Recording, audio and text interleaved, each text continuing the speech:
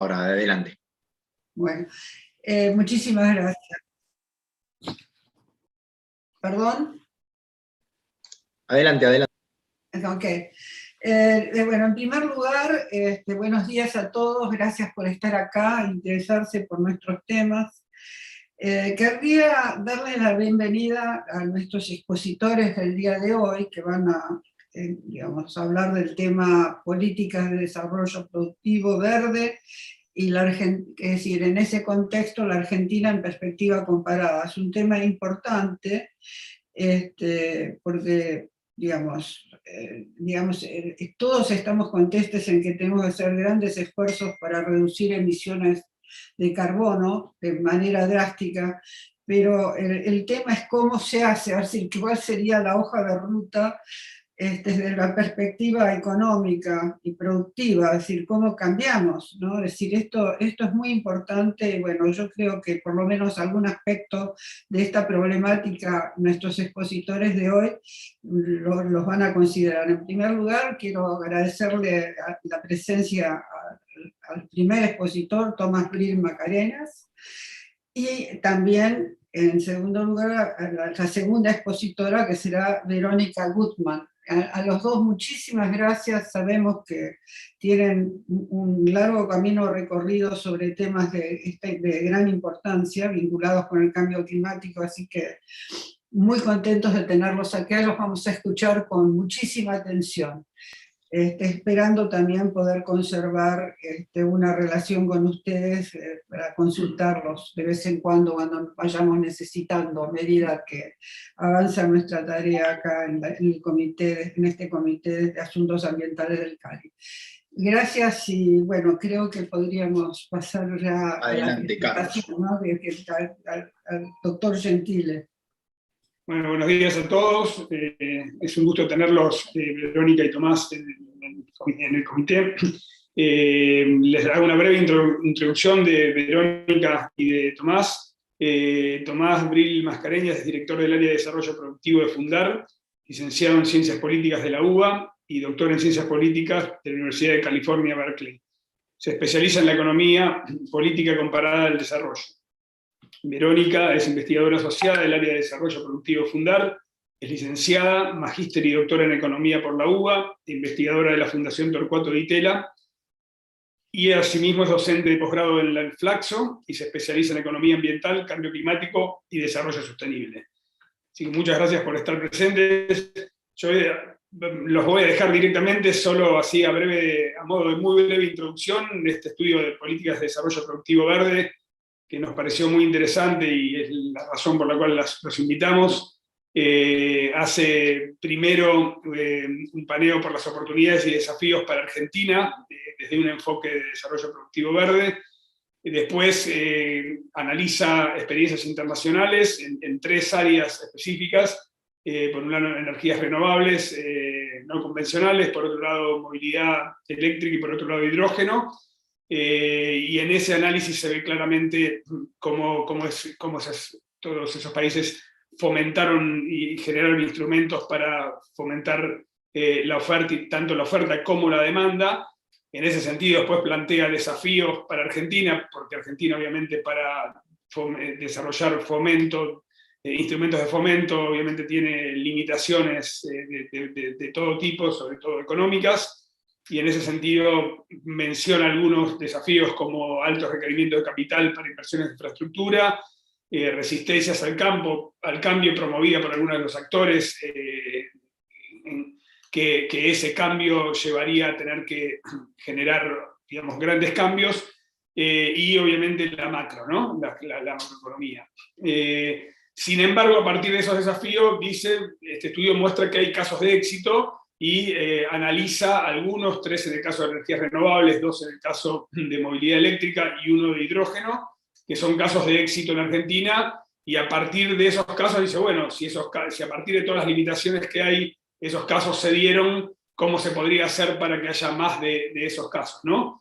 Entonces identifica al final del estudio algunos elementos que deberían estar presentes en una agenda de política de desarrollo productivo verde, y justamente se plantea un par de preguntas que en mi caso son las que más me interesan y que me parece si da el tiempo estaría bueno hablar acá. Algunas preguntas como, por ejemplo, si los países en desarrollo como Argentina deberían procurar volverse productores de tecnología verde o deberían importarla, o sea, si se deberían generar políticas de fomento a la utilización de componentes locales para esas políticas o no, y si se debería invertir o no en departamentos de ingeniería dentro de las empresas, y si esa inversión lo tendría que hacer el propio privado o el gobierno, de alguna manera, ¿no? Me parece que son preguntas interesantes para hacerse a la hora de plantear alguna una política nacional en ese sentido. También comenta que hay varios pasos dados y que sería interesante utilizar esos pasos para seguir andando el camino. Así que bueno, como una intro general creo que es más que suficiente y los dejo en manos de los ponentes. Muchas gracias, Carlos. Un gusto, que no te conozco personalmente, así que también a vos gracias por la invitación. Pediría si podemos compartir pantalla. ¿Puedo ya mismo hacerlo? Sí. Perfecto. Un segundito.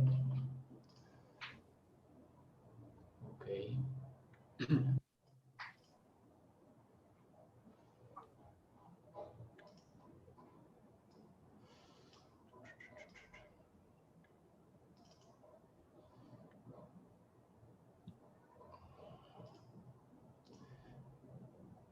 Como no veo, no los y las veo a todos y todas, quería chequear que estamos bien con la pantalla. ¿Se ve bien?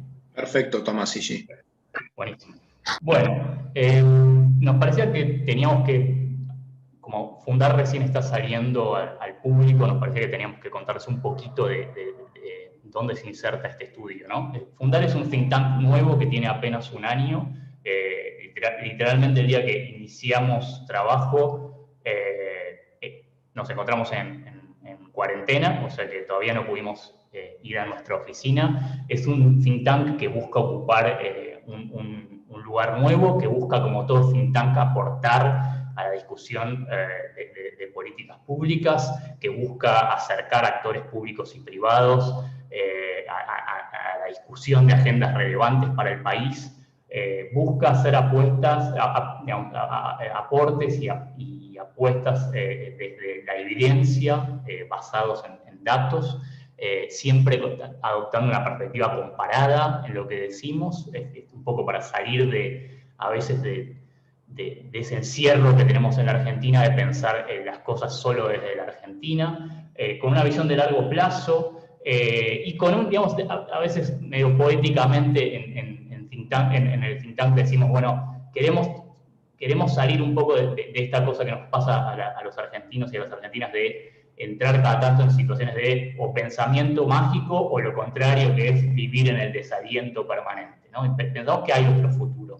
Entonces, todo lo que encaramos como investigación aplicada en Fundar tiene esa impronta.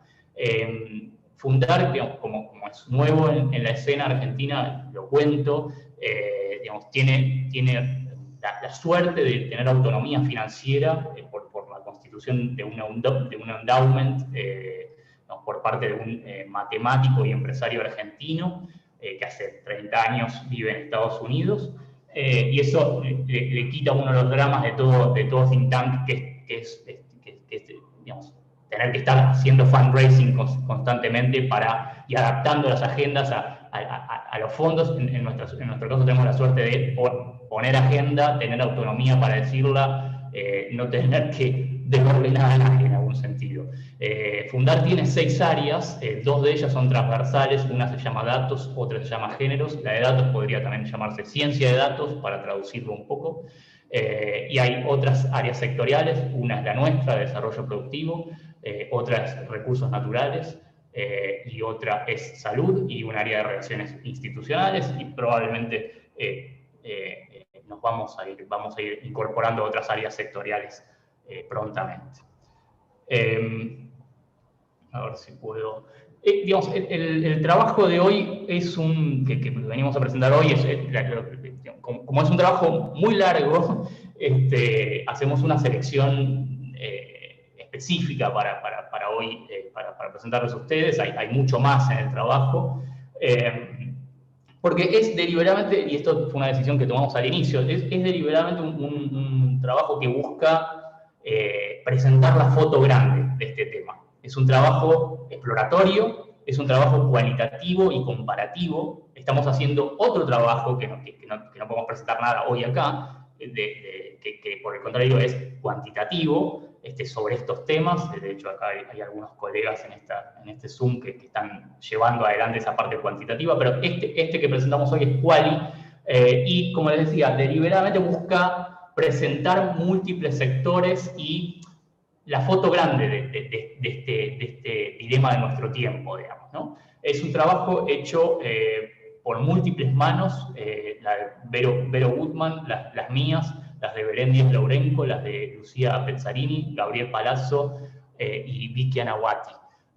Está publicado en el sitio de Fundar, por si quieren profundizar, y es un trabajo que tiene un marco conceptual sobre políticas de desarrollo productivo verde, una parte de contexto, dónde entra esta discusión, revisa, y acá viene la perspectiva comparada, revisa experiencias internacionales en 5 países, digamos, 2 economías del norte global, una economía liberal de mercado, Estados Unidos, una economía coordinada de mercado, muy distinta a la de Estados Unidos, Alemania, un país del sur global líder, obviamente, China, ustedes lo saben mucho mejor que yo, que trabajan en relaciones internacionales, y 2 países de la región que han avanzado mucho en esto, pero por caminos o senderos diferentes y con herramientas diferentes, Brasil y Chile. En 3 sectores en cada uno de estos 5 países: energías renovables no convencionales, movilidad eléctrica e hidrógeno, y después vamos a la Argentina y miramos en dónde estamos en estos 3 mismos sectores. Después de eso, el trabajo tiene 5 estudios de caso, breves, pero estudios de caso, sobre empresas interesantes por sus éxitos y por sus dificultades, por sus éxitos y por sus fracasos, digámoslo así, para aprender del potencial de la Argentina y para aprender qué tienen para decir las empresas, qué tienen para decir estos casos de empresas sobre la política pública, para pensar la política pública para hacer esta transición. Y después cerramos con una serie de propuestas de política pública. A ver, el marco es una presentación, Elsa hablaba de que había dos presentadores, Vero y yo, somos los dos en la misma presentación, no es que ella va a presentar otra cosa, sino que nos vamos a ir pasando la palabra mutuamente, ¿no? Nosotros partimos de un marco conceptual que para hacerlo más breve le ponemos una sigla, que la inventamos nosotros, PDPB, que en la jerga, digamos, del norte global, estas cosas hoy en día se llaman Green Industrial Policy, o, digamos, las políticas que están asociadas al crecimiento verde o al Green Growth. Digamos, nosotros las conceptualizamos como políticas de desarrollo productivo verde, y que básicamente digamos, es una agenda que gana vigor en un contexto en el cual la urgencia ambiental ya es demasiado evidente, pero además de eso empieza a entenderse que lo verde no necesariamente tiene que ir en contra del crecimiento económico, sino que hay posibilidades de articular las dos agendas y generar soluciones win-win entre lo ambiental y el desarrollo económico de largo plazo y el crecimiento económico de largo plazo.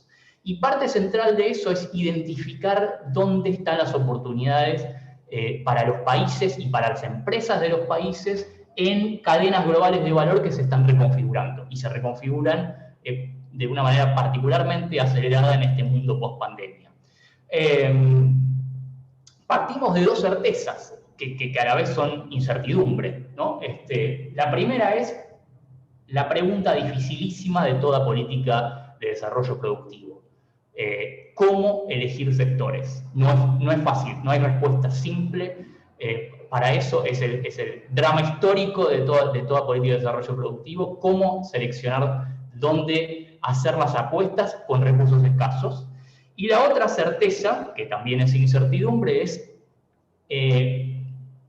desde el sur global partimos de de estados que tienen que tratar de hacer algo ahora de manera urgente, pero al mismo tiempo no tienen resuelta su situación de capacidades estatales. Es decir, no tienen la capacidad estatal suficiente para garantizar que esto va a salir bien, pero tampoco tenemos tiempo para perder. Entonces, en esos dilemas nos encontramos y en ese dilema se inserta las PDPB. Como les anticipaba, básicamente este tipo de políticas lo que buscan es, digamos, avanzar en una agenda de crecimiento económico que al mismo tiempo sea atenta a la cuestión ambiental. Y es un cambio de paradigma. Digo paradigma deliberadamente porque hay una cuestión con las ideas, ¿no? Las ideas sobre la política, con los, que guían la acción de múltiples decisores y decisoras en la Argentina y en el mundo, ¿no? Que es esta idea de acá lo que está ocurriendo es una vuelta de página. Antes las discusiones sobre desarrollo económico no presentaban, y sobre política industrial para el desarrollo no prestaban suficiente atención a la cuestión ambiental. Y del mismo modo, las discusiones sobre ambiente tendían a desatender la cuestión del crecimiento económico, la necesidad de generar crecimiento económico, algo particularmente importante en países del sur global, vamos a decir, en países, por ejemplo, como el nuestro, atrapados en la trampa del ingreso medio. Una de las cosas que la PDPB busca hacer en el mundo, y que ojalá que pueda hacer en la Argentina también, es sentar a una misma mesa a actores públicos y privados para aprender dónde están los nichos con potencial de los respectivos países, ¿no? Digamos, las PDP, digamos, ¿por qué? ¿Por qué pensar en la necesidad de PDPB, de política industrial verde? Aclaro que es política industrial no necesariamente restringida o no necesariamente cerrada sobre el sector industrial, per se, digamos. Política industrial en el sentido más anglosajón del término puede incluir, digamos, que el Estado haga cosas para desarrollar el sector servicios, por ejemplo, o servicios basados en conocimiento, por ejemplo. Entonces, digo, como toda política de desarrollo productivo, y en particular la política de desarrollo productivo verde, digamos, entra en escena ante el diagnóstico de hay múltiples fallas de mercado. Digamos, hay problemas de coordinación, es decir, los actores individuales, las empresas individuales, no tendrán los incentivos suficientes para hundir inversiones para problemas que son más generales. Digo, no sé si es el ejemplo perfecto, pero sirve para, de una manera un poco simplista, ilustrarlo. ¿Cómo podemos pensar que surgirán empresas autopartistas para producir partes para vehículos eléctricos en países que todavía no han avanzado en desarrollar la infraestructura de recarga de vehículos eléctricos, ¿no?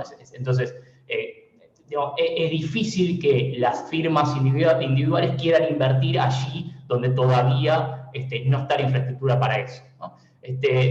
La política de desarrollo productivo verde también, digamos, entra en escena para atender externalidades de todo tipo. Por ejemplo, digamos, las empresas contaminantes no pagan todo el costo social que generan por su manera de producir, y del mismo modo las empresas verdes, las empresas que adoptan tecnología verde, la tecnología limpia, no capturan todo el beneficio social que generan. Entonces hay externalidades positivas y negativas ahí. Digamos, hay información asimétrica, digamos, concretamente, por ejemplo, los mercados de capitales, los mercados de crédito tienden a tener muchas dificultades para evaluar las empresas con potencial en sectores de tecnología limpia, por ejemplo.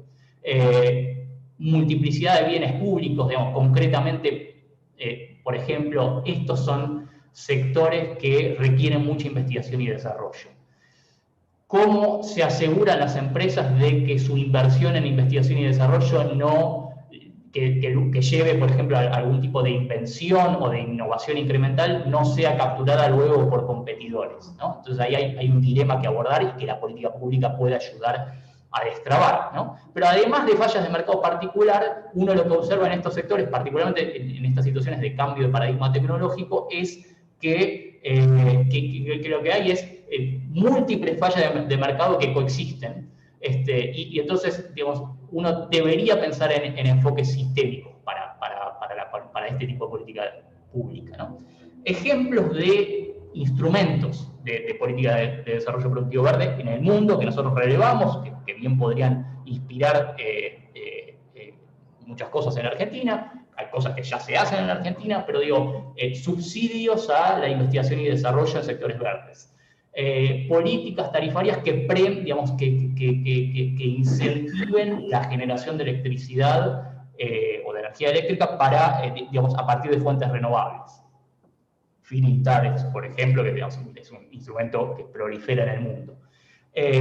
Cuestiones vinculadas a cómo compra el Estado, la compra pública. Todo tipo de instrumentos vinculados a este dilema financiero de cómo lograr que haya inversión de largo plazo en sectores con alto nivel de incertidumbre. Toda esta caja de herramientas y todo este cambio de paradigma ocurre en un contexto. Y acá le paso la palabra a la súper experta en estos temas, que es Vero Bullman. Bueno, gracias Tomás, gracias al CARI por la invitación, buenos días oficialmente a todos y todas. Bueno, exactamente, después el enfoque del estudio, como anticipaba Carlos Gentile, después de obviamente de haberlo enmarcado conceptualmente en algún tipo de abordaje metodológico conceptual, el estudio contextualiza toda la discusión en la problemática del cambio climático y en la respuesta internacional que se ha logrado finalmente articular en el marco de la adopción del Acuerdo de París en el año 2015. Como todos y todas deben saber, es un acuerdo que compromete, digamos, a la humanidad a intentar no sobrepasar los 2 grados centígrados de aumento de temperatura con respecto a los niveles preindustriales y hacer todos los esfuerzos posibles por no sobrepasar un aumento de 1,5 grados. Este acuerdo se construye con un enfoque desde abajo hacia arriba, bottom-up, es decir, que se construye sobre los esfuerzos voluntarios que todos los países están dispuestos a comprometer en función de sus posibilidades y capacidades. Estos esfuerzos se materializan mediante la presentación de notas oficiales, documentos oficiales de cada país, que se llaman contribuciones nacionales determinadas, o NDCs, por sus siglas en inglés. En este marco, Argentina presentó su primera NDC en 2015, en el marco de la firma del Acuerdo de París, una revisión de esta contribución en 2016 y una segunda NDC a fines del año pasado con una meta de reducción de emisiones más ambiciosas. Argentina se compromete a no sobrepasar la emisión neta de 359 millones de toneladas de dióxido de carbono equivalente hacia 2030. El Acuerdo de París invita también a los países a presentar estrategias de largo plazo bajas en carbono, LTS por sus siglas en inglés, y Argentina está apuntando a presentar su LTS a finales de este año en el marco de la cumbre climática que se va a realizar en Glasgow en noviembre, la COP26, la Conferencia de las Partes número 26 de la Convención Marco de Naciones Unidas sobre Cambio Climático. Y durante 2020, quizás uno de los hechos más importantes que ocurrieron a nivel de política climática internacional fue el número creciente de países que está comprometiendo, que está analizando comprometer una meta de neutralidad de carbono hacia el año 2050. Neutralidad de carbono, carbono neutralidad, lo que significa es que todas las emisiones de gases de efecto invernadero que un país emite en un año la compensa de alguna manera mediante absorciones de dióxido de carbono, como por ejemplo a través de forestaciones o de restauración de bosques nativos. Pero el gran desafío es cómo traducir estos compromisos en políticas y en acciones concretas que efectivamente lleguen a los resultados deseados de reducción de emisiones. Argentina está intentando operacionalizar esta meta, este compromiso de no sobrepasar determinada cantidad de emisiones mediante la elaboración de planes de acción sectoriales en los sectores de energía, transporte, industria, infraestructura, agricultura y bosques, y cada uno de estos planes contiene medidas de mitigación específicas. En este contexto, la reducción de emisiones en el sector energético es clave para el país porque el 53% de las emisiones nacionales provienen del sector energía, fundamentalmente de la quema de combustibles fósiles para la producción de energía y para el transporte. Le sigue en importancia el sector agricultura, ganadería, forestería y otros usos del suelo, sector que incluye la deforestación de bosques nativos por avance de frontera agropecuaria con el 37%. Entonces, dentro de este contexto, ¿podemos pasar a la siguiente, por favor? Gracias. Dentro de este contexto, entonces, lo primero que analiza el estudio, como anticipaba Carlos, es qué es lo que están haciendo una serie de países clave. Aquí el objetivo no fue hacer una revisión exhaustiva de experiencias, sino focalizar en la descripción de estadios diferentes de avance en materia de política de desarrollo sectorial en países clave, y identificar y estilizar los tipos de políticas públicas que están siendo implementadas. En este sentido, lo que decía Tomás de este auge de políticas industriales verdes está siendo potenciado en un contexto de pandemia y pospandemia por este imperativo internacional de que la recuperación económica de pospandemia sea también verde, es decir, que preste atención a los impactos ambientales de las políticas económicas que se implementen para salir del atolladero económico global actual. Entonces, en primer lugar, se analizó qué está haciendo Estados Unidos, Alemania y China en materia de fomento a las energías renovables no convencionales, movilidad eléctrica e hidrógeno. Estos países han logrado desarrollar un tejido industrial importante en torno a estos tres sectores, y después la mirada se vuelve hacia nuestra región con foco en Chile y Brasil, que también vienen avanzando significativamente en estos sectores, pero con abordajes distintos en materia de estrategias seguidas, como después esto lo va a explicar Tomás más en profundidad, mientras que Brasil está fomentando el desarrollo de industria local, industria nacional en estos sectores. Chile está focalizándose en una estrategia de adopción de tecnologías bajas en carbono con un mayor foco en la importación. Entonces, comenzando por Alemania. Alemania viene impulsando una transición energética importante, enmarcada en iniciativas europeas, como por ejemplo el Pacto Verde Europeo, la Estrategia de Hidrógeno Europea, que fue publicada el año pasado, y la Estrategia de Movilidad Sostenible e Inteligente, que también se está impulsando a nivel de bloque. Lo que tiene que ver con Alemania específicamente, en materia de energías renovables, Alemania se había establecido objetivos de penetración de renovables al 2020, que fueron superados, digamos, ya en el año 2018, tiene metas para el año 2030, también tiene como objetivo eliminar las plantas a carbón hacia el año 2038. Para eso, dentro de todo la caja de herramientas, de instrumentos de política que están impulsando, se incluyen feed-in tariffs, financiamiento de I+D, prioridad de despacho para las renovables, incentivos fiscales, créditos concesionales para proyectos renovables, subsidios operados por el Banco de Desarrollo Alemán. Entonces, lo que se observa como situación actual, aquí algo, o sea, no puede inferirse una causalidad directa, es decir, causa-consecuencia, que directamente como resultado de las políticas implementadas se hayan obtenido determinados resultados. Entonces simplemente lo que hace el documento es una lectura de una foto de cuál es la situación actual en estos países, en estos sectores. En el sector eólico hay empresas alemanas que han logrado ubicarse dentro de los principales 15 proveedores de aerogeneradores a nivel mundial, y en lo que tiene que ver con la cadena de valor solar, Alemania no ha tenido el mismo éxito, fundamentalmente explicado por la competencia de China.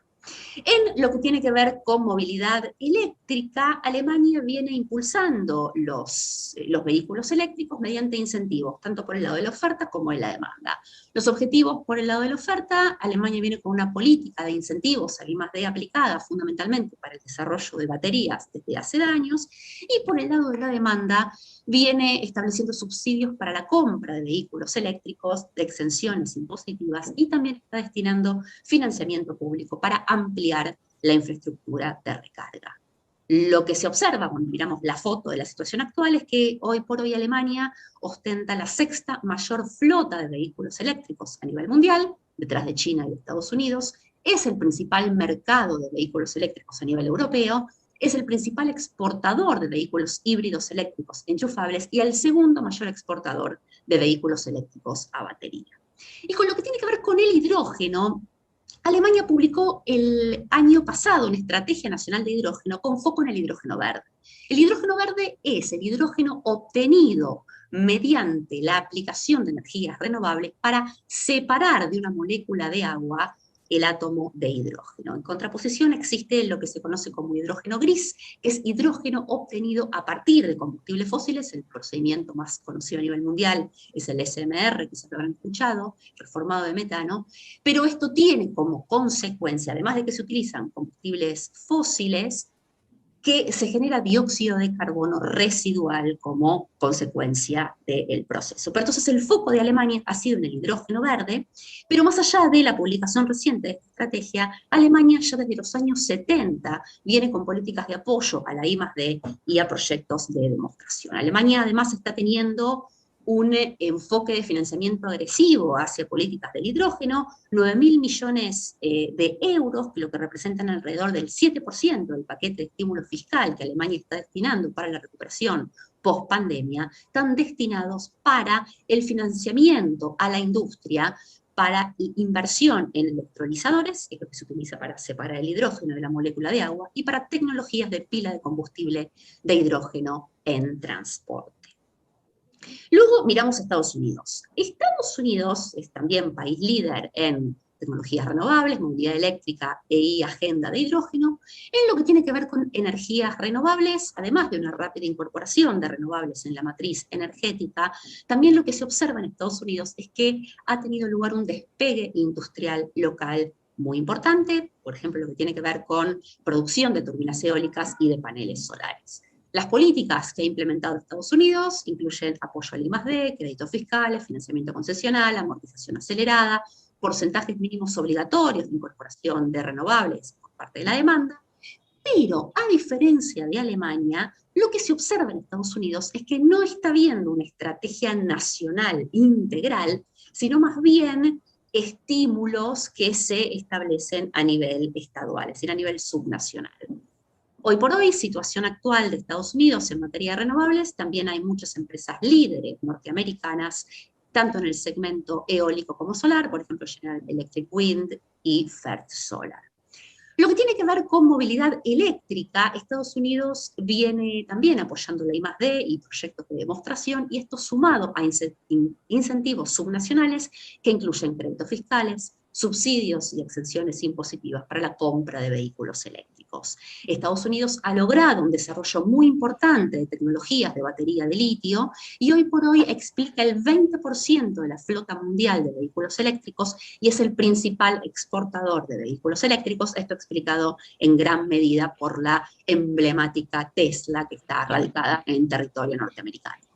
Y en lo que tiene que ver con el hidrógeno, en 2020 Estados Unidos publicó su estrategia de hidrógeno, pero a diferencia de Alemania, con foco en el hidrógeno gris y en el hidrógeno azul. El hidrógeno azul es un intento por enverdecer el hidrógeno producido en base a combustibles fósiles, que lo que busca es capturar el dióxido de carbono residual que se genera en la fabricación de hidrógeno a partir de combustibles fósiles para inyectarlo en reservorios geológicos subterráneos. Esto es un procedimiento que se conoce como CCS, por sus siglas en inglés, captura y almacenamiento de carbono. Y esto en gran medida, ¿por qué? Básicamente por un tema de costos. Hoy Estados Unidos es el principal, el 99% del hidrógeno producido en Estados Unidos es principalmente en base a gas natural, y el costo marginal, es decir, cuánto cuesta pasar de hidrógeno gris a hidrógeno azul, es mucho menor, mucho más barato pasar a producir hidrógeno azul, si uno ya está produciendo hidrógeno gris, que pasar de lleno a producir hidrógeno verde, que implica otro tipo de tecnologías que también tienen sus propios desafíos. Ojo que también la captura y el almacenamiento de carbono también tiene sus propios desafíos, tanto técnicos como a nivel económico también. ¿Qué políticas viene impulsando Estados Unidos para la agenda del hidrógeno? Apoyo al I+D, y dentro de la estrategia publicada el año pasado también incluyen la necesidad de revisar incentivos tributarios y de realizar ciertos cambios en los requerimientos regulatorios. Y llegamos a China. China viene realizando una fuerte apuesta al crecimiento verde, a pesar de haber llegado décadas más tarde a la carrera tecnológica. Hoy por hoy, en materia de energías renovables, es el país con mayor capacidad de generación eléctrica a partir de fuentes eólicas y solares. Y lo que se observa en China es que han habido fuertes políticas de impulso a las energías renovables, tanto a nivel nacional como subnacional.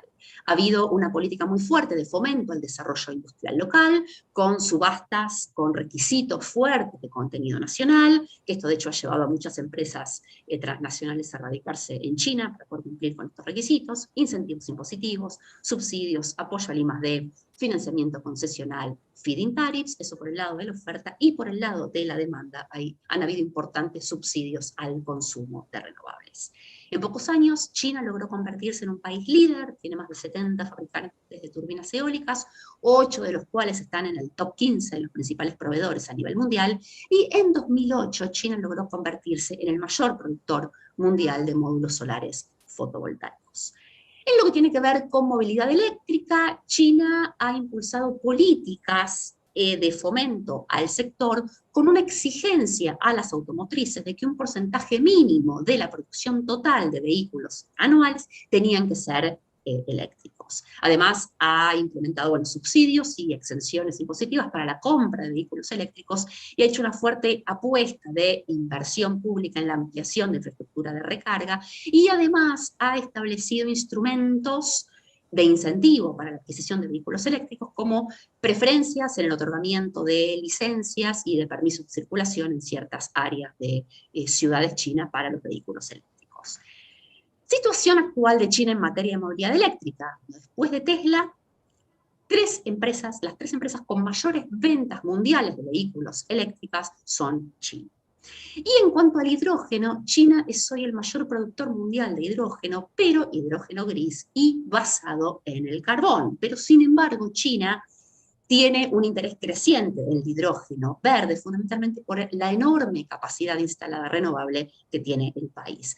Se espera que China publique próximamente una estrategia nacional de hidrógeno, si bien también viene impulsando con incentivos a nivel subnacional varias políticas de estímulo que incluyen apoyo al I+D, subvenciones, proyectos de demostración y el fomento a clústeres de hidrógeno. Además de todo esto, las pilas de combustible de hidrógeno y la infraestructura de recarga están incluidas en Made in China 2025, que es un plan a 10 años para modernizar la industria manufacturera china, y también están incluidos dentro del 14º plan quincenal. Y lo que tiene que ver con la región, las experiencias de Chile y Brasil, ahora le paso la palabra a Tomás para que cuente qué es lo que analizó y qué hallazgos hubo en el estudio. Gracias, Vero. Quiero dejar que quede un rato para conversar. Después voy a tratar de arbitrariamente poner algunos focos y sacar algunas cosas de la presentación. Brasil y Chile. Lo que uno observa en Brasil, y no sorprende quien conozca el desarrollismo brasileño, es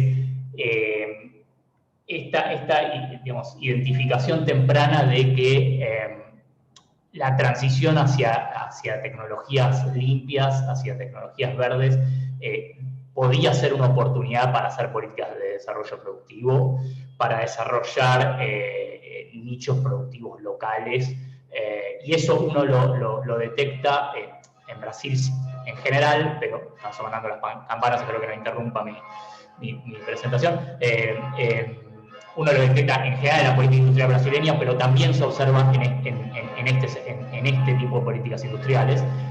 Concretamente, cuando digamos, impulsado por un diagnóstico de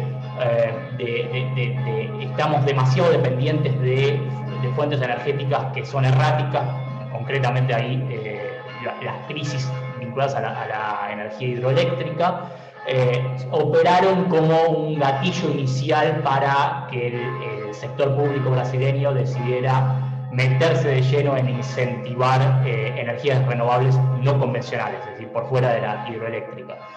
Y particularmente importante fue el desarrollo y los programas de incentivo en el sector eólico,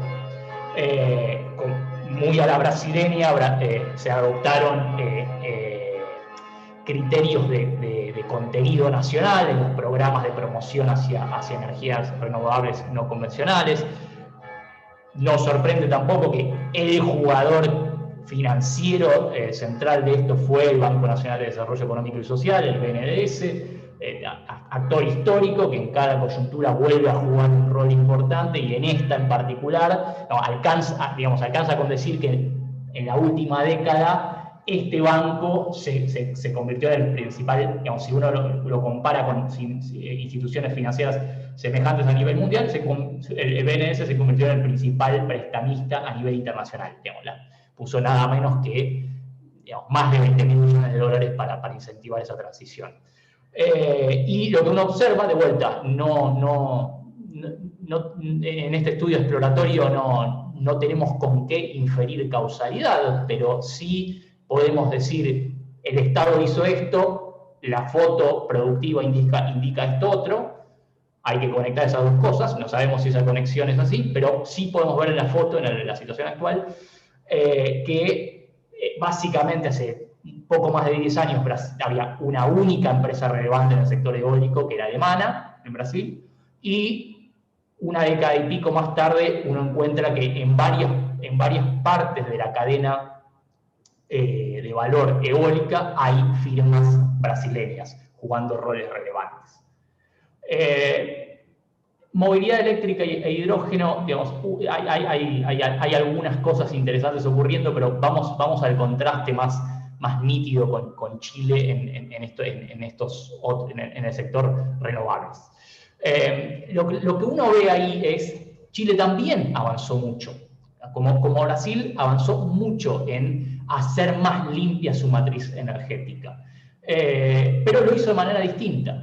Tampoco sorprende para quien haya, digamos, visto el recorrido histórico de Chile con la política industrial, ¿no? Entonces, ¿cómo se plantea? Digamos, también, a ver, es bastante reciente en Chile, no es que hace 30 años que hubo grandes avances.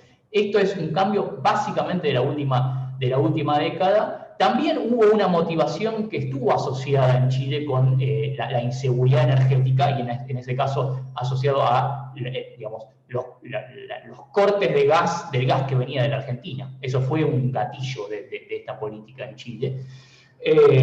Y básicamente ahí eso motivó a los decisores y a las decisoras en Chile a empezar a incentivar un cambio en la matriz energética, pero desde instrumentos que priorizaban la importación de la tecnología, no el incentivo al surgimiento de empresas dentro de estas cadenas de valor.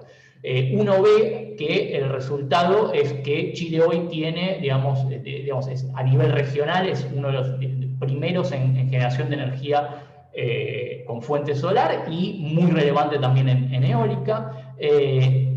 Como digo, este cambio al principio empezó por cambiar regulaciones de una lógica más de mercado, de regular mejor los mercados que hasta entonces estaban más pobremente regulados, digamos,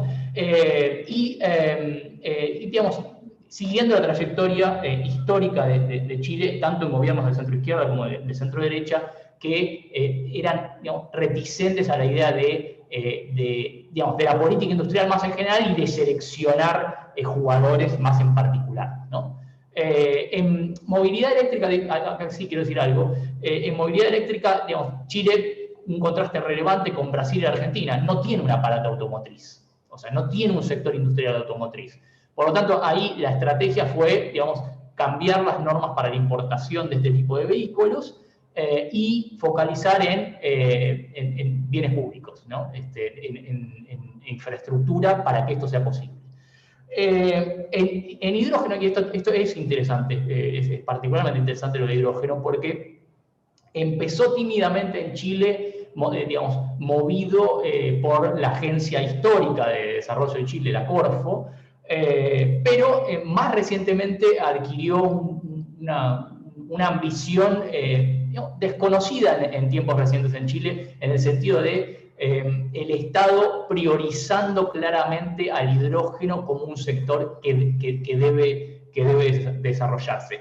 Salvo una pequeña excepción en la política industrial chilena de los últimos 30 y pico de años, que fue la política de clústeres, no es como, digamos, salvo esa experiencia que después quedó bastante diluida, esto es una novedad en Chile, esta decisión estatal de decir, bueno, el hidrógeno es estratégico. Y Chile se propone ser líder mundial en esto. Y al parecer, los diagnósticos iniciales muestran que tiene una situación muy promisoria, con una situación de costos muy favorable.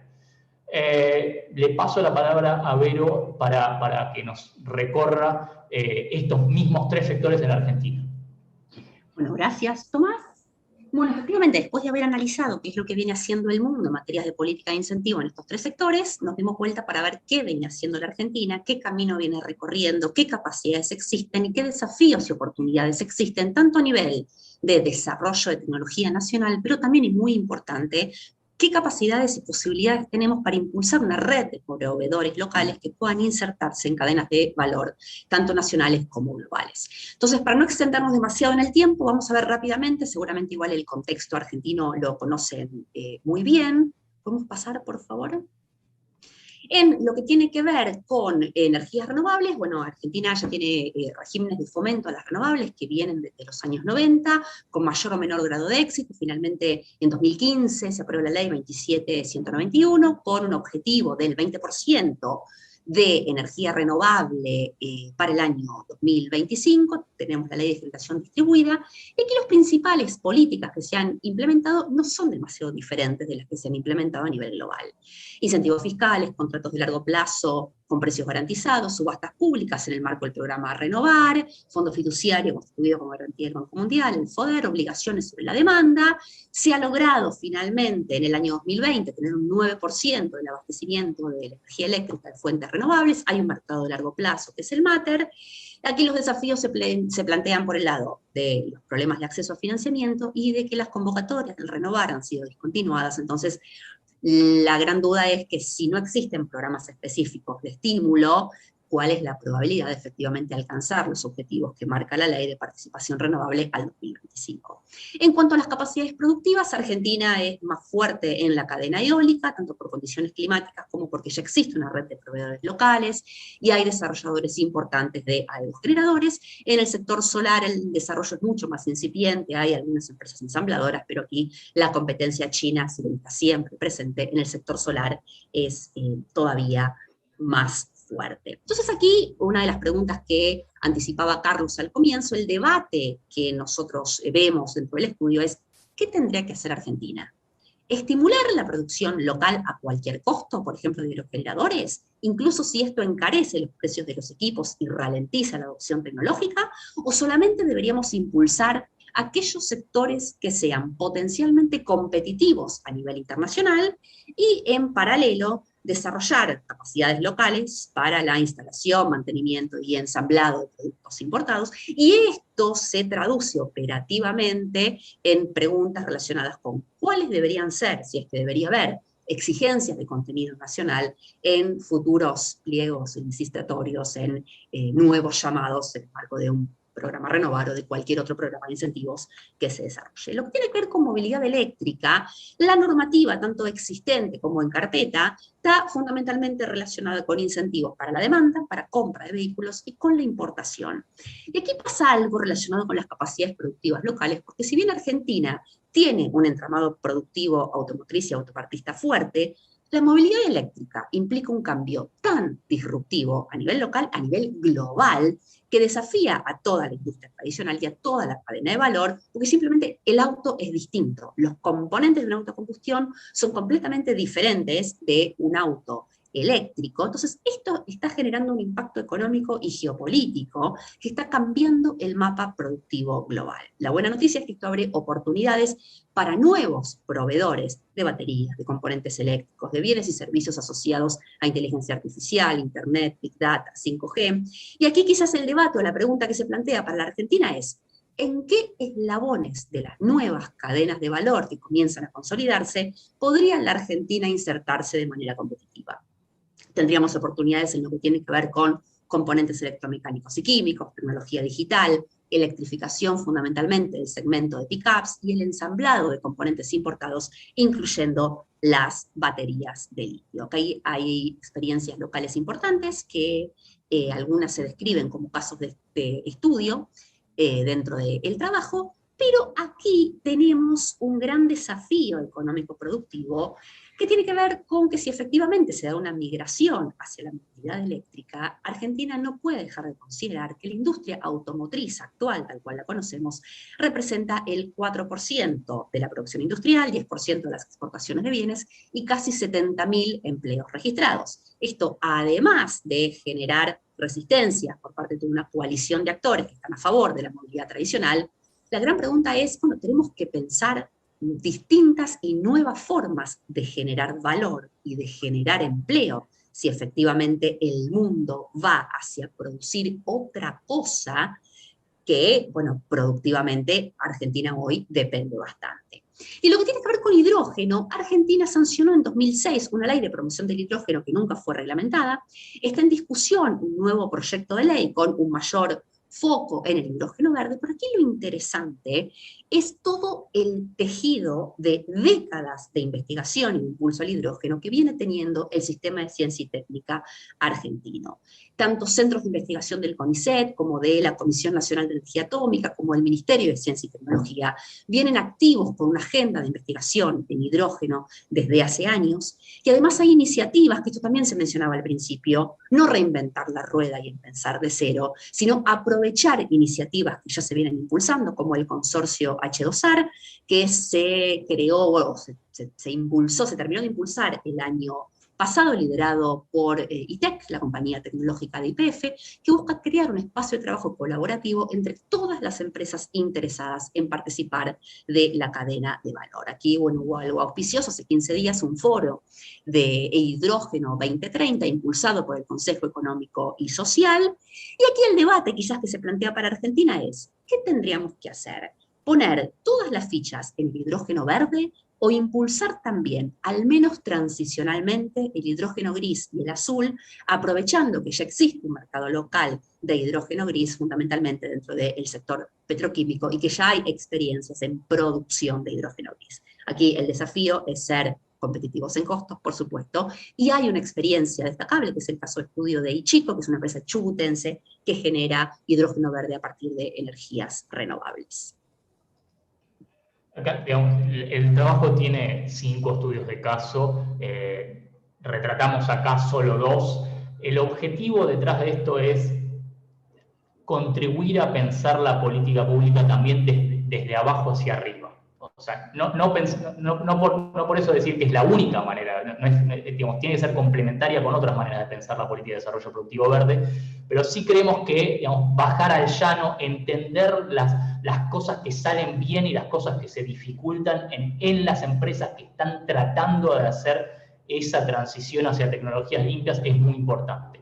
Y hay 2 casos que elegimos para hoy, digamos. Uno es un spin-off, un spin-off del grupo Vaso, localizado en Rafaela, provincia de Santa Fe, que el grupo Vaso hoy exporta muy exitosamente a más de 30 países una parte del motor tradicional a combustión, las válvulas, digamos, customizadas, diseñadas con mucha precisión para clientes con necesidades específicas. Tienen como clientes, entre muchos otros, a Ferrari, a John Deere, productora de tractores y otras máquinas agrícolas, a Ford, y tienen mercados muy fuertes en Estados Unidos y en varios países de Europa, entre muchos otros países. Con la certeza de que sus propios clientes en un momento ya no iban a poder seguir comprando lo que hoy le compran, porque es una autoparte, es una parte para un vehículo que lleva combustible, que emite gases de efecto invernadero. Dijeron, hace muy poquito, vamos a armar una unidad de investigación y desarrollo para pensar esta transición. Separaron a un grupo de 5 ingenieros e ingenieras para pensar esta cuestión y están, digamos, jugando con la idea de de fabricar partes para vehículos eléctricos. Por ejemplo, packs de baterías, es decir, digamos, customizar el pack de batería que pueden llegar a comprar las automotrices del mundo que están haciendo esta transición. Ellos saben que hoy están muy bien, pero también saben que si no empiezan a cambiar de producto, tienen una fecha de vencimiento. Digamos, de esa transición dependen nada menos que 1000 trabajos de calidad, la mayoría de ellos en Rafaela. Ellos se proponen replicar lo que Vaso ya hace muy exitosamente, que es importar muchos insumos para exportar más. Esto a veces en el debate local parece contraintuitivo. ¿Cómo? ¿Importa mucho y eso no desbalancea la situación de divisas de la Argentina? Bueno, no. O sea, esta gente importa productos, insumos, por ejemplo, se propone ahora pensar en importar las propias baterías de litio para agregar valor localmente y el bien final exportarlo al mundo, es decir, que la ecuación final es positiva para ellos y para el país. Eso es lo que ya Vaso ya hace en válvulas y es la inspiración de lo que están tratando de hacer en este nuevo mundo. La limitación de siempre ahí es que hoy esta unidad de I+D se financia con recursos internos de Vaso y es difícil pensar que sin fuentes externas de financiamiento se pueda dar el salto. Por lo menos eso ayudaría mucho, digamos, al menos sería muy importante para dar el salto con mayor velocidad, ¿no? Porque el mundo no espera en esta transición. El otro caso voy más breve y chico, Chubut. Surge de una empresa petrolera y con la visión muy temprana, hoy digamos, tal vez no parece tan temprano, pero para esta industria esto fue muy rápido que detectaron que el mundo iba para otro lado y una empresa petrolera dice, bueno, vamos a experimentar con una planta que produzca hidrógeno verde a partir de fuentes renovables. Y cuando ellos pusieron esa primera planta de experimentación en el año 2009, esa planta era una de las 2 o 3 más grandes en el mundo. Obviamente pasó el tiempo, ya no es esa la situación, ya no es una de las mayores plantas del mundo, pero lo que este dato indica es la visión que hubo, el mundo va para ahí y Argentina tiene oportunidades. Y desde el inicio esta empresa siempre articuló muy bien con organizaciones internacionales, por ejemplo la Agencia Internacional de Energía. Patrones que surgen no solo de estos casos, sino de los otros que estudiamos. Es una cosa contraintuitiva. A veces la transición verde surge en empresas que hoy son grises o contaminantes. Y eso es importante destacarlo para pensar la política pública. Estas son empresas que son atípicas en el paisaje empresarial argentino. Son atípicas porque tenían departamentos de ingeniería, son atípicas porque tenían larga experiencia en investigación y desarrollo, son atípicas porque en su genética original, en su visión original, estaba la cuestión de tenemos que exportar, y la exportación es el centro de nuestra visión. Resaltar estos casos no tiene por qué llevarnos a una caricaturización del potencial argentino, a una visión naif, ¿no? Digamos, es difícil entrar en esta carrera porque, por ejemplo, porque China se mueve muy rápido y tiene mucho poder de fuego para moverse rápido. Por lo tanto, en muchos de estos segmentos, la competencia puede ser feroz. Entonces, tampoco es que estamos idealizando, simplemente estamos diciendo, acá pasan cosas interesantes, habría que prestarle atención. Vero, te paso la palabra a vos para el cierre. Gracias. Bueno, y ya para ir concluyendo, entonces, después de mirar qué está haciendo el mundo y qué está haciendo la Argentina, un poco lo que se concluye, o sea, van a ver que no es nada nuevo, y es que los marcos normativos sectoriales existentes en Argentina y los instrumentos de estímulo que ya están siendo implementados o que están en agenda, están bien, o sea, van en la dirección correcta. De hecho, hay instrumentos en Argentina que son muy similares a los relevados internacionalmente. Pero ¿qué es lo que pasa acá y cuáles son los principales desafíos que tiene la Argentina?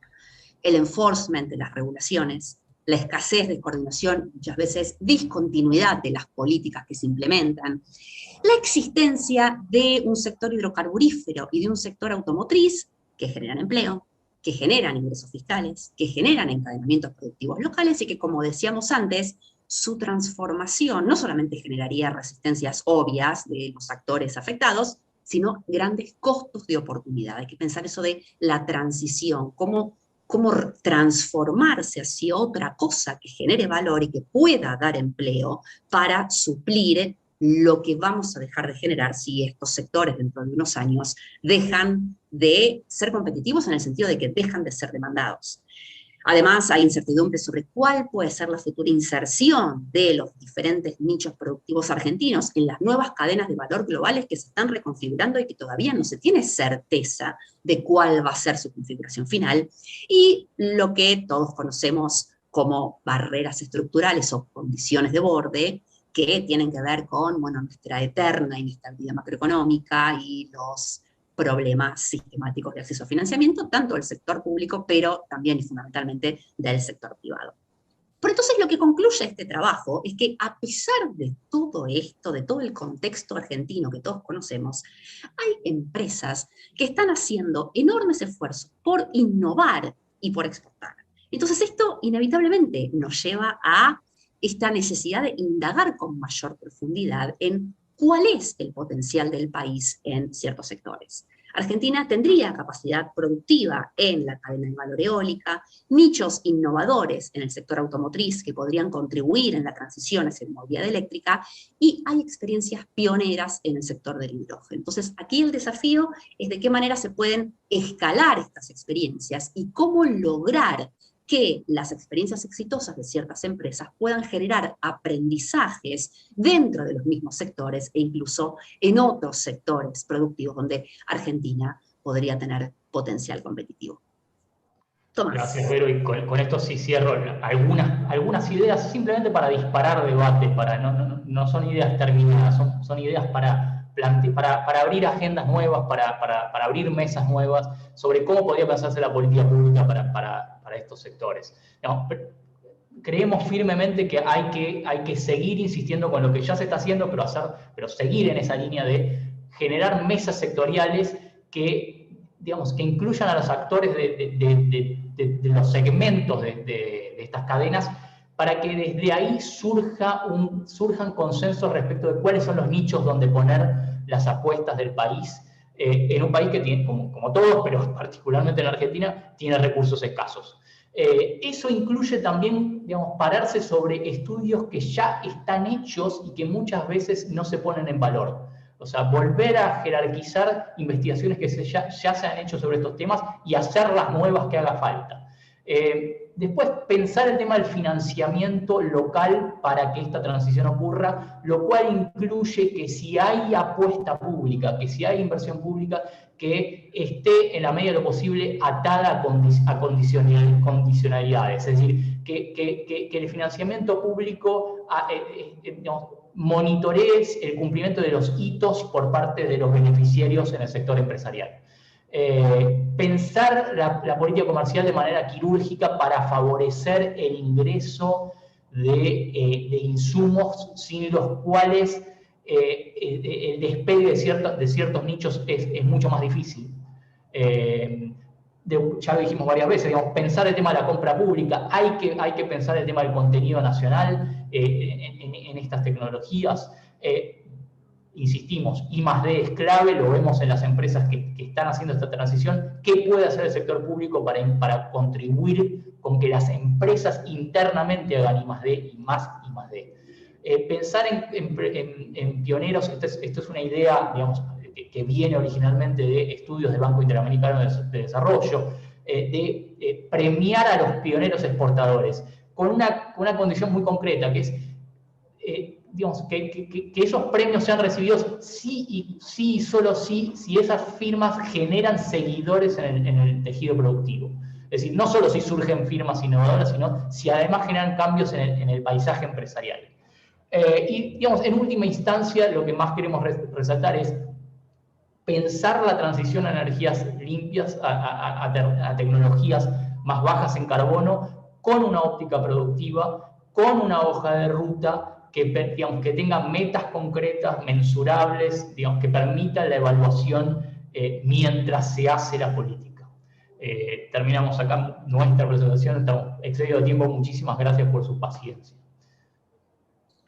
Bueno, muchísimas gracias, Tomás y Verónica. La verdad que concuerdo con varios de los comentarios que he estado ahí ya leyendo en el chat. Sumamente interesante el estudio y necesario. Antes de arrancar el debate y las preguntas que fueron surgiendo en el chat, me gustaría darle la palabra a nuestro presidente, el embajador José Octavio Bordón, quien está aquí presente.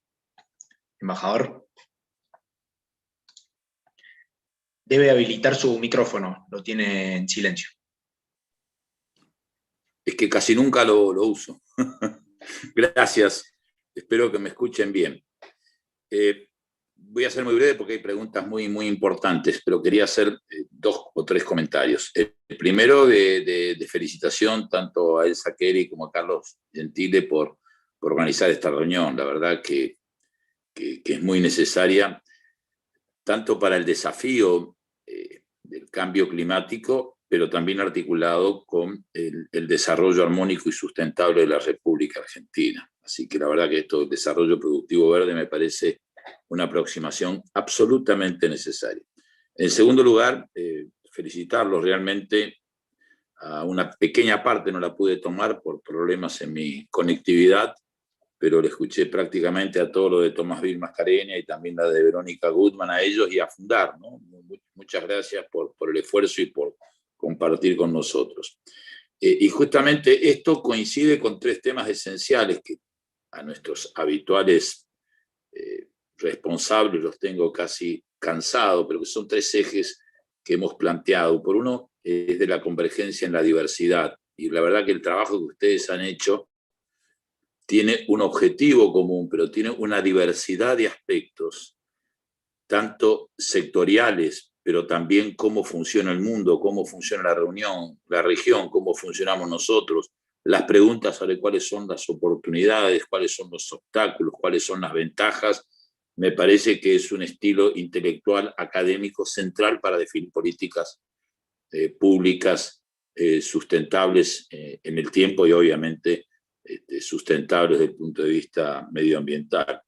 Y el segundo punto que planteamos también es la necesidad de tener una visión multilateral que ustedes realmente nos la han ofrecido, y finalmente la visión estratégica. Así que en esos 3 puntos ha sido muy rico. Y respecto al diálogo, recuerdo que hace pocos días tuvimos una circunstancia muy feliz y muy positiva también, que es el espíritu con el cual trabaja y quiere seguir trabajando el CARI, que ha sido la reunión donde escuchamos la palabra de Rodrigo Rodríguez Tompkins, que es el secretario responsable, además coordinador del gabinete del gobierno sobre estos temas del cambio climático, quien nos transmitió todas las experiencias y las reflexiones sobre la reunión que se habían organizado, convocadas por el presidente Biden, al cual estuvieron todos los países invitados, inclusive, por supuesto, algunos de los más importantes y trascendentes, como es el caso de China, de India, de Europa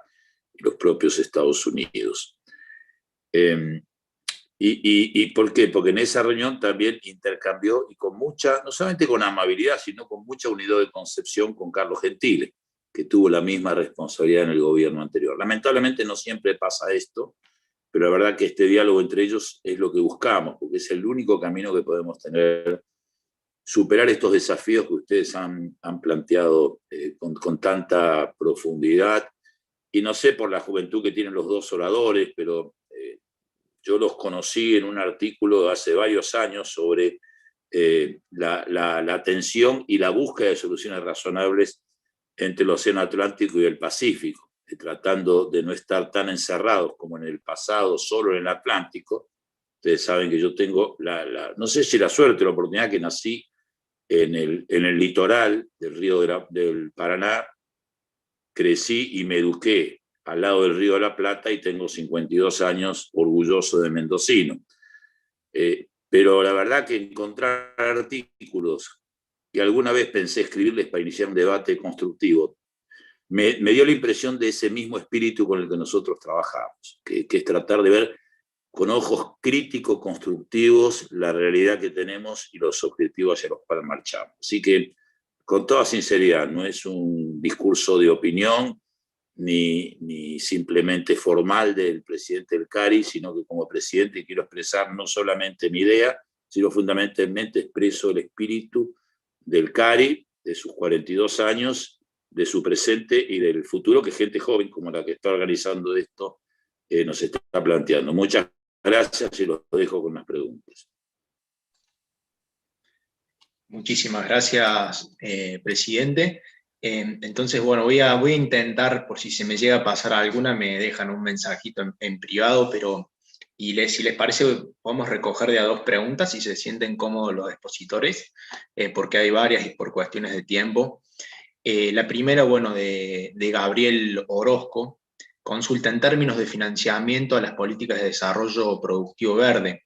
¿Cuáles son las opciones actuales y potenciales de nuestro país para lograr un mix entre incentivos públicos y financiamiento privado? Luego, bueno, Lucía Bortagaray, y un comentario que quisiera leer de la embajadora Marcia Levalli. Excelente el estudio y sobre todo el enfoque, felicitaciones de verdad. Como suele suceder, la respuesta al debate no parece ser el modelo brasileño o el modelo chileno, sino un mix identificando los nichos apropiados. El enfoque sistemático siempre nos ha costado como un desafío adicional del federalismo. Enfocar las políticas públicas de esta manera parece ser el camino.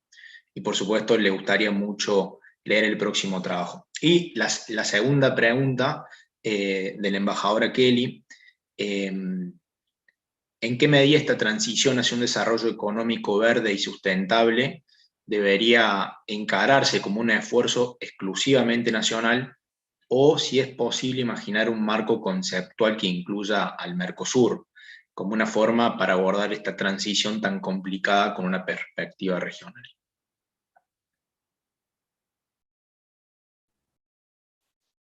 Bueno, no sé, empiezo yo, si te parece, Tomás, respondiendo brevemente digamos, de lo que yo puedo llegar a responder. Con respecto a la primera pregunta, primero, bueno, muchísimas gracias por la devolución del trabajo y, bueno, y por las preguntas, ¿no? Que obviamente es una retroalimentación permanente que también nos hacen seguir pensando.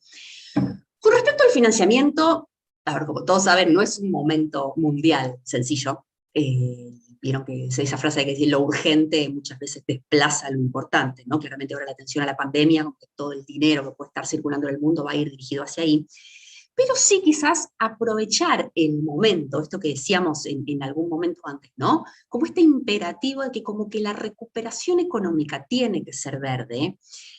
Hay cada vez, y se espera que haya a futuro, financiamiento internacional disponible para ser canalizado en soluciones ambientalmente sostenibles.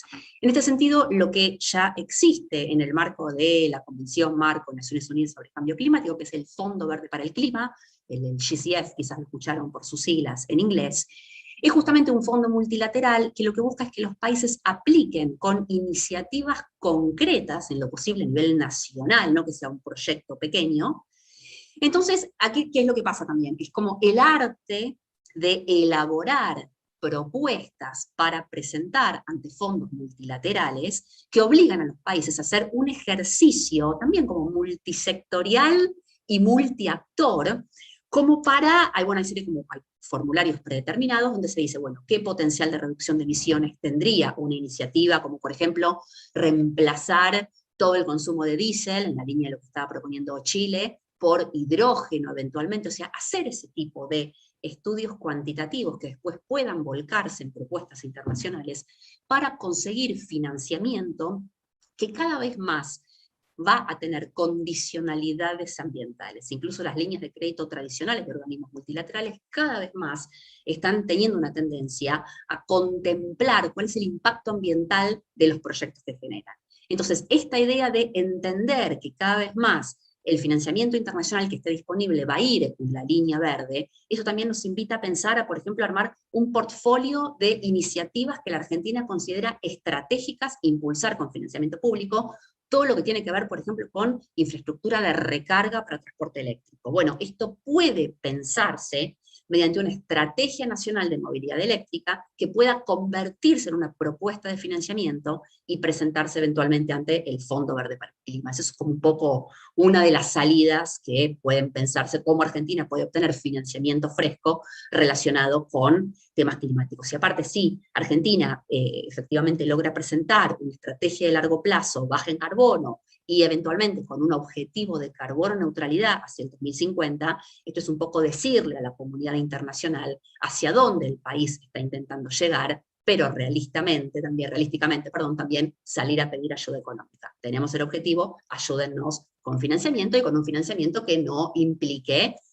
demasiadas condicionalidades en temas productivos. Con respecto al comentario de Marcia sobre el mix de políticas de Brasil y Chile, sí, exactamente en esto estamos de acuerdo, y es por eso que dentro de la agenda o de los puntos de agenda que se plantean al final del estudio, esta idea de aprovechar estudios existentes e impulsar estudios en profundidad a partir de mesas sectoriales, es decir, escuchar a los actores de cada una de las cadenas, concretamente cómo pueden articularse, qué necesitan, qué tipo de proveedores, a quiénes pueden llegar a proveer. Entonces, con esta idea de no importar todo, pero tampoco apuntar a producir todo, sino entender a dónde hay una relación costo-beneficio que le puede convenir a la Argentina en cada uno de los sectores. Y con respecto a pensar esta transición de manera conjunta regional, sería más que ideal, pero como todos bien saben, esta idea de poder impulsar una política común a nivel del Mercosur, incluso a nivel de lo que han sido históricamente las negociaciones climáticas internacionales, no es fácil, porque no todos los países de la región tenemos la misma agenda. Entonces, han visto lo difícil que es ponernos de acuerdo ni hablar en temas comerciales, pero todo lo que tiene que ver una política conjunta. Bueno, en el marco de negociaciones internacionales, Argentina históricamente ha pertenecido como a diferentes grupos de negociación. Bueno, el G77 ha actuado históricamente como una gran bolsa, pero hay intereses diferentes. Lo que sí es necesario explorar es, por supuesto, mayores posibilidades de integración de Argentina, quizás no solamente con el Mercosur, sino también con la Alianza del Pacífico. O sea, exactamente la unión hace la fuerza, y ese es el camino, pero hasta ahora un poco lo que viene mostrando la experiencia es que es muy, muy difícil poder tener estrategias regionales conjuntas en materia climática, y todo lo que tiene que ver con transición energética es una cuestión climática. No sé, Tomás, si querés complementar con tu visión. Sí, a ver, solo agrego algunas cositas. Primero que un honor y además muy lindo escuchar lo que dijo José Octavio Bordón, porque evidentemente creo que logramos, digamos, lo que él decía muestra que logramos transmitir un mensaje importante que es esa, digamos, esa idea de necesidad de buscar consensos, necesidad de sentar, de que la gente que no se sienta habitualmente a la misma mesa se siente y pueda conversar y pueda identificar soluciones, pero también la importancia de revalorizar hacerse preguntas, ¿no? Digamos, o sea, en estas agendas donde la incertidumbre es la propia naturaleza de la agenda, es clave hacerse primero las preguntas correctas. Entonces, y en ese sentido por ahí es un mensaje menos, es un mensaje más humilde, si se quiere, y creo que lo que decía José Octavio Bordón un poco resonaba con eso, de, bueno, la importancia de hacerse las preguntas para generar coordinación entre actores, ¿no? Eso primero. Ahora, el tema financiamiento, Vero ya dijo muchas cosas. Yo agregaría, de vuelta, en el mismo sentido de muchas de estas cosas son preguntas, no certezas. Está el problema de siempre de la macroeconomía argentina y cómo eso afecta el canal financiero de la inversión de largo plazo. Entonces, como siempre en Argentina, creo, tenemos ese drama de, bueno, hasta que no arreglamos la macro, no podemos pensar lo siguiente.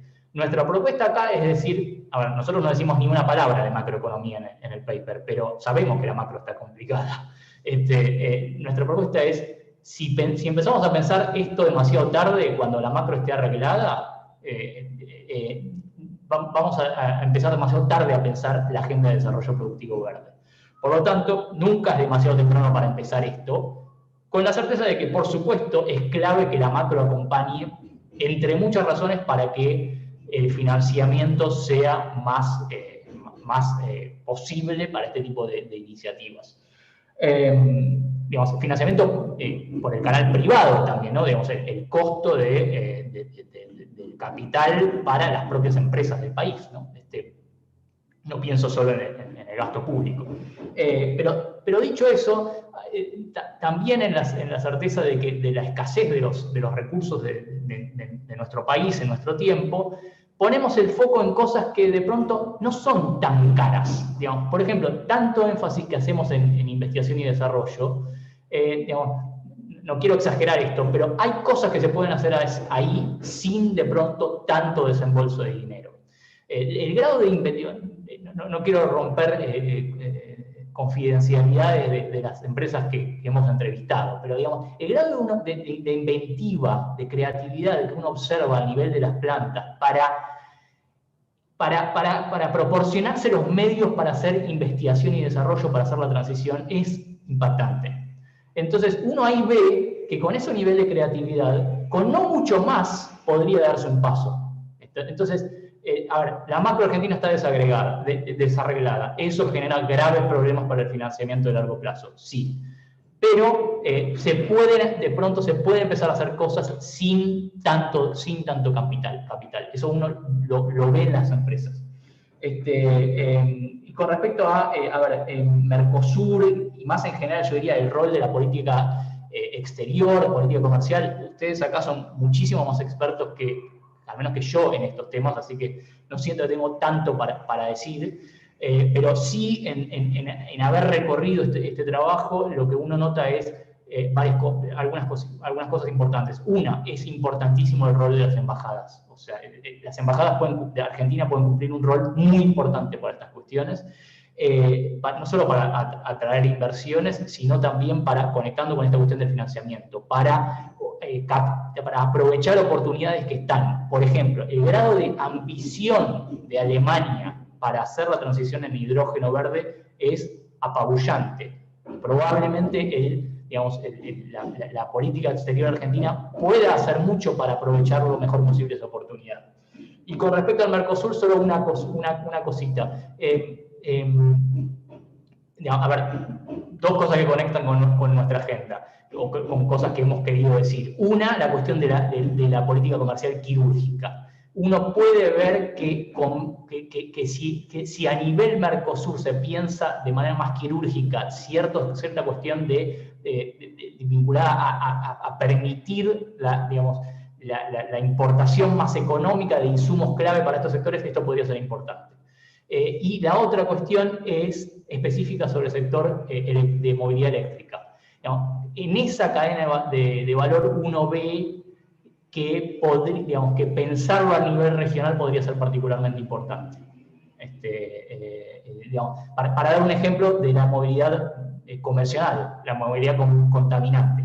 Argentina se convirtió en el tiempo en un líder regional en exportación de un tipo de vehículo, la pick-up, de un tipo de vehículo. Bueno, eso es pensar la cadena de valor en términos regionales.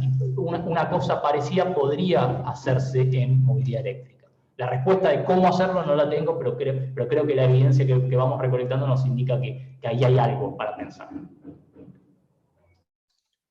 Muchas gracias, Tomás, Verónica. Federico Cibaja consultaba, ¿hay alguna posibilidad de generar políticas de desarrollo productivo en torno a la mitigación también en otros sectores fuera del sector energético, como en agricultura, ganadería, usos del suelo, dada su relación con la otra crisis ambiental que arguye la pérdida de biodiversidad? ¿O esta agenda estaría desligada de senderos del desarrollo?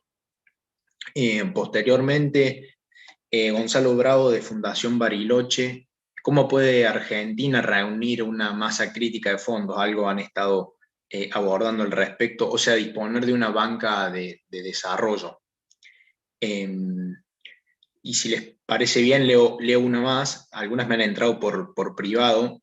En Europa, Francia y España han editado su hoja Ruta Verde, apostando al hidrógeno renovable, fijándose metas importantes al 2030 y 2050. ¿Cómo ven esa evolución?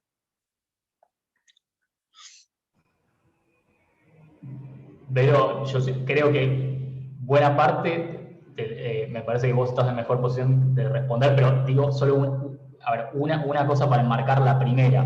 La verdad que tan importante como decir lo que uno estudia en un estudio es decir lo que uno no estudia. Y nosotros no, digamos, para decir, nosotros no nos metimos en la parte de, digamos, de emisiones de gases de efecto invernadero vinculadas al agro en la Argentina. Digamos. Realmente es algo que no estudiamos.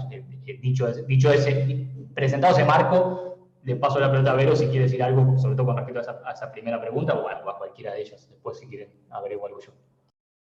Sí, bueno, gracias, Tomás. Bueno, no, es verdad, si bien el trabajo no miró el sector agropecuario, sí en la consideración, el abordaje público de cómo se está pensando la estrategia a largo plazo del país, el sector, bueno, que se conoce como AFOLU en la jerga, ¿no? Por las siglas en inglés, agricultura, forestería y otros usos del suelo, también es clave, es el segundo sector emisor de gases de efecto invernadero, y es clave. Acá lo que pasa a nivel mundial es que todo lo que tiene que ver con reducir emisiones en el agro está muy asociado con resistencias relacionadas con, bueno, soberanía alimentaria, y con que a nivel de posibilidad de implementación de tecnologías y prácticas diferentes, el espacio para la mitigación no es tan grande como en energía, donde ahí directamente tiene que haber una migración fundamentalmente de los combustibles fósiles que se usan hacia tecnologías alternativas. Pero lo que tiene que ver con el sector agropecuario también es clave hasta por un tema comercial, porque a futuro,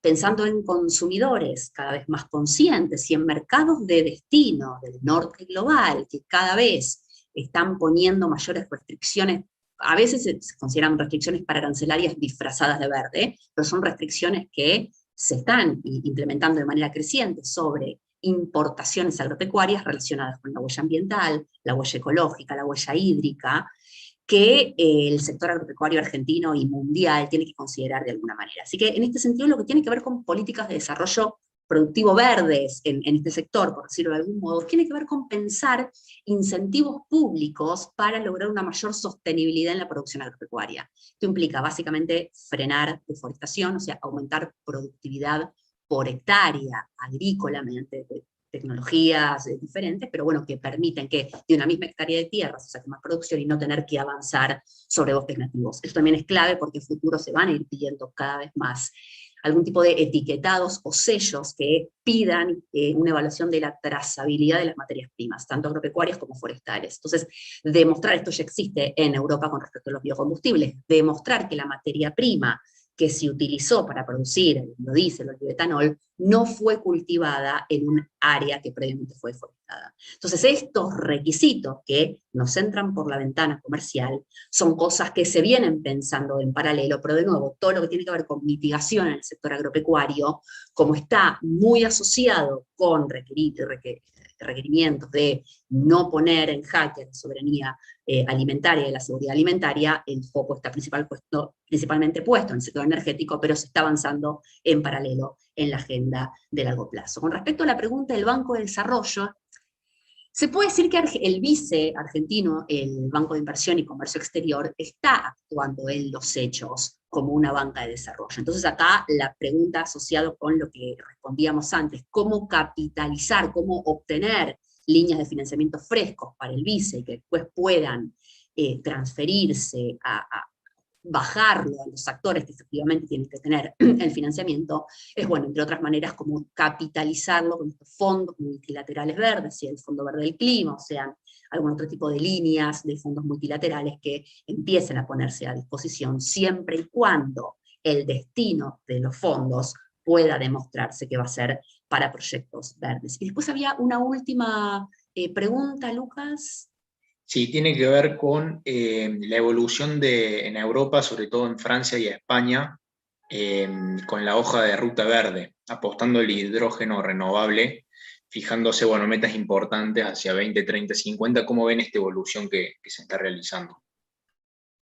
Pero ahí, porque conectando esto con, no es mitigación, pero con el tema de la captura de emisiones en el sector hidrógeno, me parece, justo ayer peloteábamos con Vero, me parece interesante si podrías traer un poquito de esa charla de WhatsApp acá, digamos, ¿no? No es mitigación técnicamente, pero es esta idea de, hay muchos colores del hidrógeno, no necesariamente el camino es sin escalas hacia el verde, y que tiene que ver con, digamos, con tecnologías de captura de emisiones, y por otro lado, digo, para pasarle la pelota a Vero, la idea de claramente Europa se está dando un modelo que difiere bastante del de Estados Unidos, o sea, en este sentido. No sé si son buenas maneras de orientar la respuesta, pero... Y bueno, justamente lo que conversábamos ayer fue a partir de una nota que se publicó en Bloomberg, que quizás la leyeron, que tenía que ver con esto, ¿no? ¿Cómo está pensando quizás Europa y también las empresas europeas, tanto empresas petroleras, gasíferas, como también empresas usuarias del hidrógeno, esta transición? Y un poco lo que se planteaba era esto, que básicamente por un tema de costos, de costo marginal, cuánto cuesta pasar del hidrógeno gris al hidrógeno azul y después al verde, por ahora hay un salto muy importante, y que lo que tiene que ver con todo el segmento petrolero, dicen, bueno, vamos a volver azul el hidrógeno gris. O sea, el destino final es el hidrógeno verde, pero vamos a llegar hacia ahí mediante una autopista azul. O sea, como que un poco transicionalmente, aparte, no se espera que hasta el 2030 los costos del hidrógeno verde sean inferiores a los del hidrógeno azul. Es decir, que mientras siga siendo más caro hacer hidrógeno verde, la lógica es que se vaya yendo hacia un hidrógeno producido en base a combustibles fósiles y con mayores esfuerzos de captura y almacenamiento de carbono. Pero mientras tanto, pasan cosas con el hidrógeno en sí mismo como combustible, con la inestabilidad de la molécula de hidrógeno, con lo combustible que es, o sea, no por nada la NASA lo utiliza para propulsión de cohetes. Entonces hay cuestiones técnicas que todavía no terminan de resolverse en torno a la tecnología. Hay incluso expertos en hidrógeno y que impulsan el hidrógeno con toda su fuerza, que entienden que hoy por hoy no da ni la ecuación económica ni la ecuación técnica. Entonces es por eso que cuando miramos las políticas que ven, la agenda del hidrógeno mundial, hay muchísimo puesto en investigación y desarrollo. Tanto por el lado de la oferta, como algo interesante, por ejemplo, que viene haciendo Brasil, por el lado de la demanda. También hay que mapear demanda.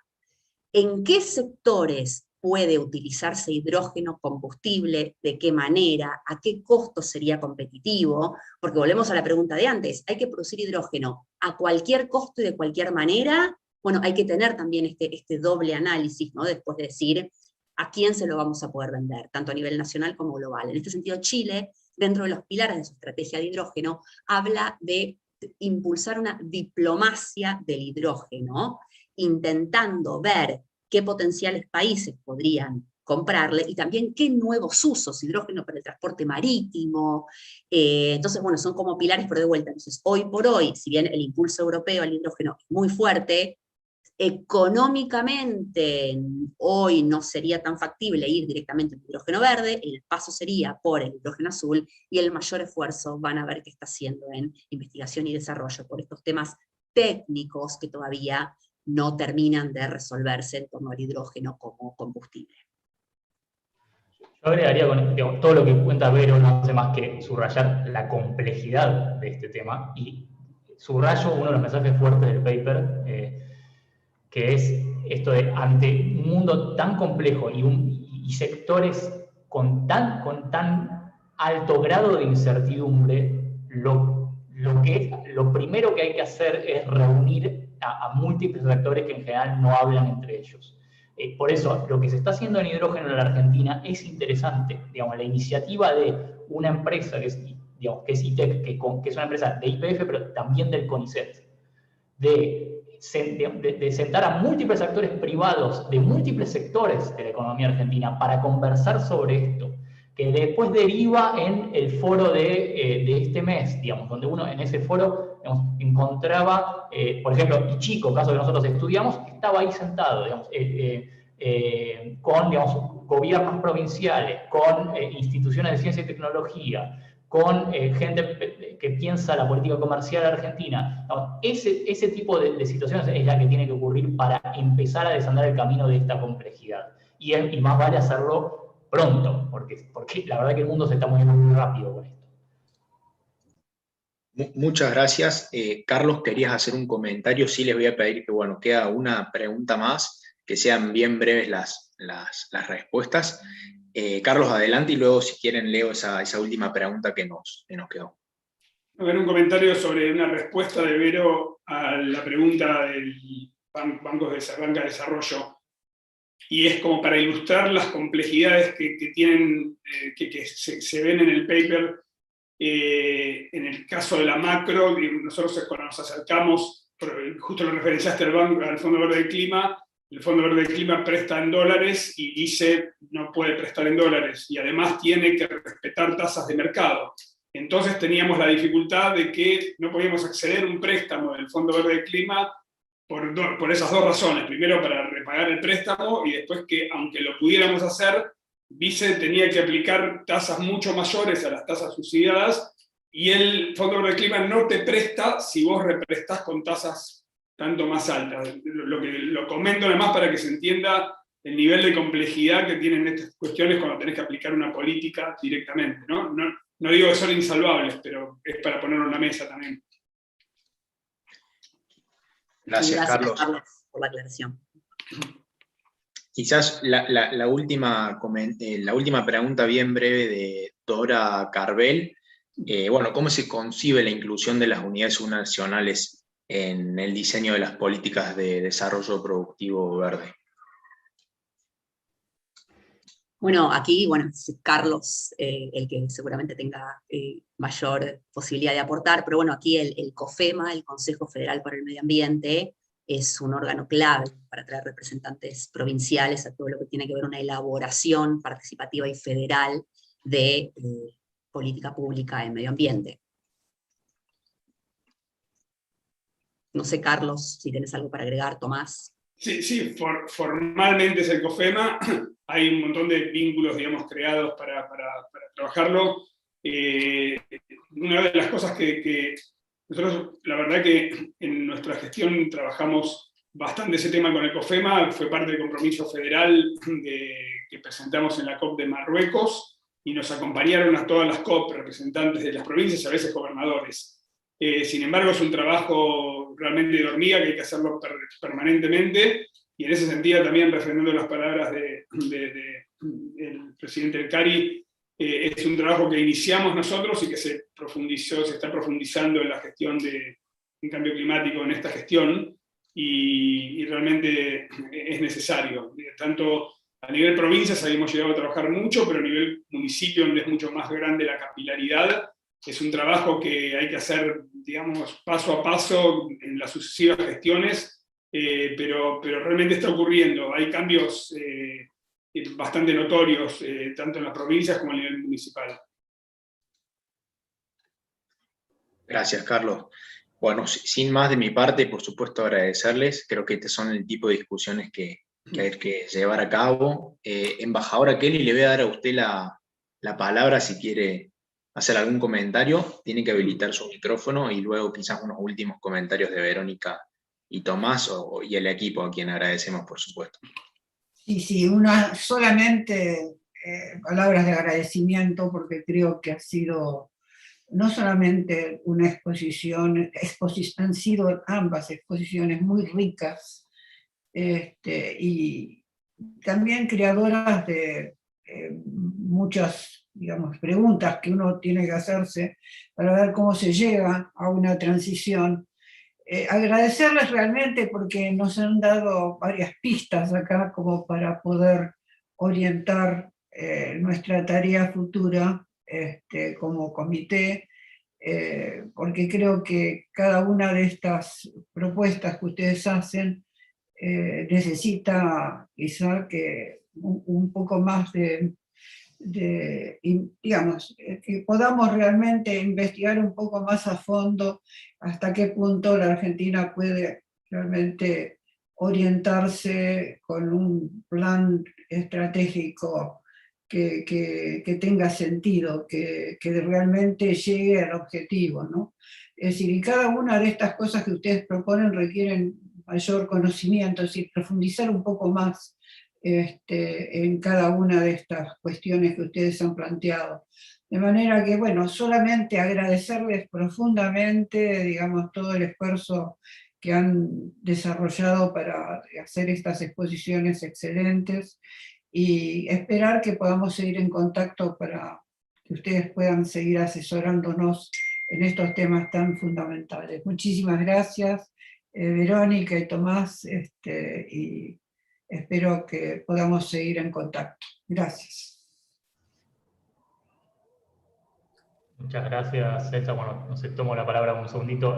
Muchísimas gracias a todos los que armaron este evento, a Elsa y a Carlos en particular.